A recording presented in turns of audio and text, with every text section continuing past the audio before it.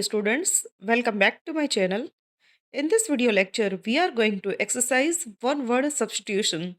તો અગાઉ પણ આપણે વન વર્ડ સબસ્ટિટ્યુટ પર લગભગ 100 જેટલા વન વર્ડ સબસ્ટિટ્યુશન જોયેલા છે અને તમારે ટીવાય બીકોમની એક્ઝામમાં પૂછાનાર જે વન વર્ડ સબસ્ટિટ્યુશન છે એની એક્સરસાઇઝ કરીએ છીએ આપણે. સ્ટુડન્ટ્સ એસઆઈની જેમ વન વર્ડ સબસ્ટિટ્યુટમાં કોઈ નક્કી નથી હોતું કે ક્યાં પૂછે, બટ જેટલી પણ તમે પ્રેક્ટિસ વધારે કરશો તેમાંથી ઘણી વખત ક્યાંક ને કોઈક પૂછાઈ જતા હોય છે. તો એના માટે આજે આપણે 30 જેટલા વન વર્ડ સબસ્ટિટ્યુશનની પ્રેક્ટિસ કરવાના છે. તો એક રીતે તમારું રિવિઝન પણ કહી શકાય. તો ચલો સ્ટાર્ટ કરીએ છીએ. જો વિડીયો તમને યુઝફુલ થાય તો વિડીયોને લાઇક કરી દેજો. ચેનલ સબસ્ક્રાઇબ ન કરી હોય તો પ્લીઝ ચેનલ સબસ્ક્રાઇબ કરી દેજો, કેમ કે વિડીયોઝ બનાવવા માટે ખૂબ જ મહેનત પડતી હોય છે. એડિટિંગથી લઈ અને અપલોડિંગ, મટીરિયલ બનાવવું, ઘણું બધી મહેનત અમે તમારા માટે કરીએ છીએ. તો જો ચેનલ સબસ્ક્રાઇબ ન કરી હોય તો સબસ્ક્રાઇબ કરી દેજો, અને જે લોકો ચેનલ સબસ્ક્રાઇબ કરી દીધી છે એ લોકો પોતાના ફ્રેન્ડ્સ સાથે વિડીયો શેર કરજો, જેથી કરીને દરેક સ્ટુડન્ટ્સ છે એ ઓનલાઈન સ્ટડી કરી શકે. તો વિડીયો કમ્પ્લીટલી જોજો અને સ્ટાર્ટ કરીએ છીએ. તો વન વર્ડ સબસ્ટિટ્યુશનનો મિનિંગ થાય છે કે શબ્દ સમૂહ માટે એક શબ્દ. તો એક્ઝામમાં 5 માર્કનો આ ટોપિક તમને પૂછાવાનો છે અને તમને દરેક 7 સેન્ટેન્સ આપેલા હશે અને દરેક સેન્ટેન્સને તમારે એક શબ્દમાં સમજાવવાના રહેશે. તો અહીંયા આપણે પ્રેક્ટિસ કરીએ છીએ. ફર્સ્ટ જોઈએ છે one word substitution. A person who studies the stars and planets. તો જે વ્યક્તિ સ્ટાર અને પ્લેનેટ્સ એટલે કે ગ્રહોનું સ્ટડી કરે છે તો એને ઇંગ્લિશમાં કહેવાય છે એસ્ટ્રોનોમર. નેક્સ્ટ છે a person who loves and supports the country. જે વ્યક્તિ પોતાના કન્ટ્રીને સપોર્ટ કરે છે અને કન્ટ્રી પ્રત્યે પ્રેમ રાખે છે, ભાવના રાખે છે, તો એને દેશભક્ત કહેવાય છે અને ઇંગ્લિશમાં એને કહેશું પેટ્રોઇટ. નેક્સ્ટ છે a person who can speak 2 languages. વ્યક્તિ કે જે 2 ભાષા બોલી શકે છે તો એને કહેશું બિલિંગ્યુઅલ. નેક્સ્ટ છે a person who writes a book. વ્યક્તિ જે બુક લખે છે એને કહેશું ઓથર અથવા તો writer. A person who believes in God. જે વ્યક્તિ ભગવાનમાં માને છે તો એને કહેશું થેઇસ્ટ. નેક્સ્ટ છે a person who does not believe in God. તો એને કહેશું એથેઇસ્ટ. તો આ રીતે દરેક વાક્યને તમારે એક શબ્દમાં સમજાવવાના રહેશે. નેક્સ્ટ જોઈએ છે a person who studies human history through remains. તો ઇતિહાસના ઇન્સિડન્ટથી જે વ્યક્તિ કઈ સદીમાં ક્યાં માણસો થઈ ગયા, કોણે શું કામ કર્યું, કઈ સદીમાં ક્યાં ક્યાં લોકોએ જન્મ લીધેલો, કોણ ક્યારે મૃત્યુ પામ્યું, તો આ રીતે હિસ્ટ્રી ઉપરથી જે હ્યુમનનું સ્ટડી કરે છે તો એને કહેવાય છે આર્કિયોલોજિસ્ટ. નેક્સ્ટ છે a person who takes care of a museum. જે વ્યક્તિ મ્યુઝિયમનું ધ્યાન રાખે છે એને કહેવાય છે ક્યુરેટર. નેક્સ્ટ છે a person who works for free. જે વ્યક્તિ ખૂબ ઘણી વખત પૈસા લઈને કામ કરતા હોય તો એને પેઇડ વેજીસ કહેવાય છે અથવા તો સેલરાઇઝ્ડ કહેવાય છે. પણ જે લોકો પૈસા લીધા વગર ખાલી સેવાના ભાવે કામ કરે છે તો એને કહેવાય છે વોલન્ટિયર. જે એનસીસી અને એનએસએસના જે સ્ટુડન્ટ્સ છે જે લોકો કોલેજ માટે ફ્રી ઓફ કોસ્ટ કામ કરતા હોય છે, જેનો કોઈ પગાર નથી મળતો કે કોઈ વેતન નથી મળતું, ખાલી સેવાના ભાવે કામ કરે છે તો એને વોલન્ટિયર કહેવાય છે. અને ગુજરાતીમાં એને સ્વયંસેવક પણ કહી શકીએ આપણે. નેક્સ્ટ જોઈએ છે a person who is new to the job or activity. જ્યારે તમે જોબ અથવા તો કોઈ કાર્ય શરૂ કરો છો ત્યારે તમારા માટે એકદમ નવું છે, હજી તમને શીખવાની વાર છે, તો ત્યારે કહેવાય છે બિગિનર પણ કહી શકો તમે અને નોવાઇસ પણ કહી શકો. નોવાઇસ એટલે કે આ કામ અથવા તો કોઈ જોબ જે છે તમે હજી સ્ટાર્ટ જ કરી છે, હજી તમને એક્સપિરિયન્સ નથી એનો. નેક્સ્ટ છે a person who loves books. જે વ્યક્તિને બુક્સ ગમે છે વાંચવી, લખવી, તો જે પુસ્તક પ્રેમી છે તો એને કહેવાય છે બિબ્લિયોફાઇલ. નેક્સ્ટ છે a person who walks in sleep. કોઈ વ્યક્તિ રાત્રે ઊંઘમાં ચાલતું હોય છે, એને ઘણીવાર આદત હોય છે, તો એને ઇંગ્લિશમાં કહેવાય છે સ્લીપ વોકર. પછી છે a person who is always happy and hopeful. વ્યક્તિ કે જે ઓલવેઝ હેપી રહેતું હોય, ઓલવેઝ હોપફુલ, આશાવાદી રહેતું હોય, હંમેશા પોઝિટિવ રહેતું હોય, ખુશ રહેતું હોય, આનંદમાં રહેતું હોય, તો એને કહેવાય છે ગુજરાતીમાં આશાવાદી કહીએ છીએ અને ઇંગ્લિશમાં એને કહેશું optimist. A person who is always negative and expects the worst. હવે આનાથી ઓપોઝિટ કે કોઈ વ્યક્તિ હંમેશા પોતાના જીવનમાં નેગેટિવ છે, હંમેશા સેડ રહેતા હોય, હંમેશા મુશ્કેલીઓ છે તો એની જ વાતો કરતા હોય કે હું દુઃખી છું, મારી સાથે આવું થયું છે, મારી સાથે કોઈ છે નહીં, અથવા તો લોકો મારી સાથે દગો કરે છે, વોટેવર.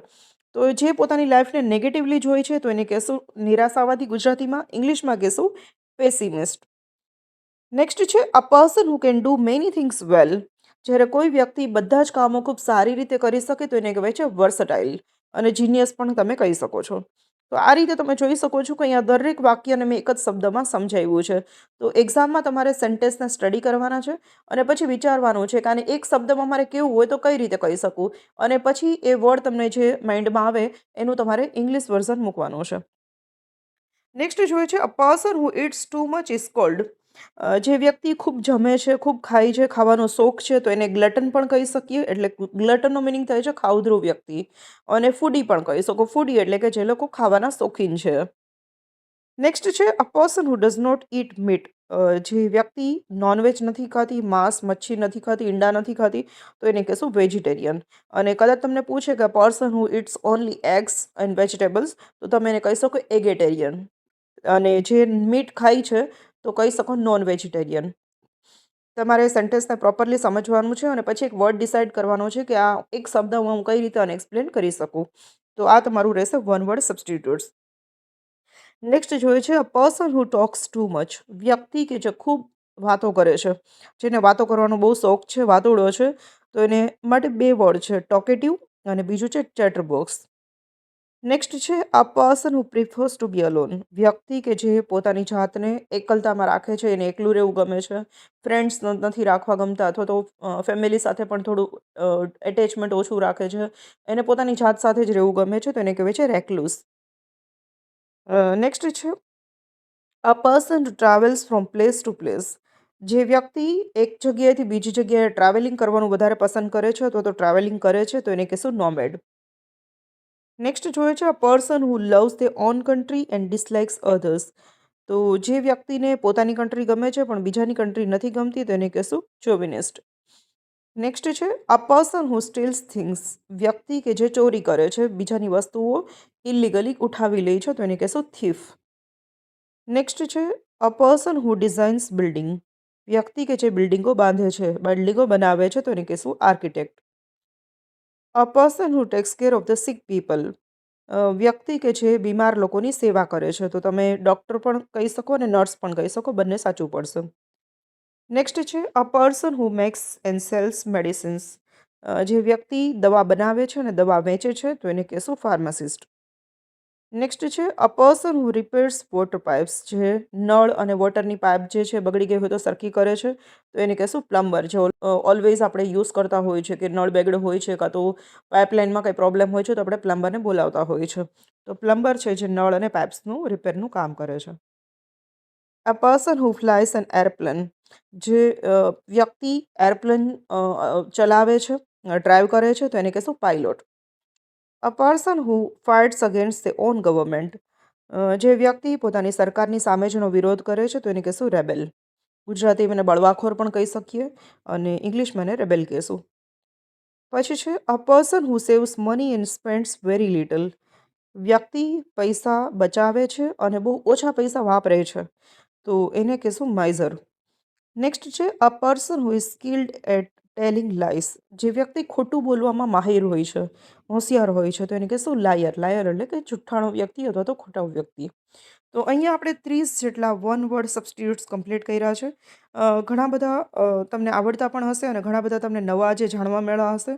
તો જે લોકોએ વિડીયો કમ્પ્લીટલી જોયો છે, તો તમને લોકોને ઘણા બધા નવા વન વર્ડ સબસ્ટિટ્યુશન આવડી ગયા હશે.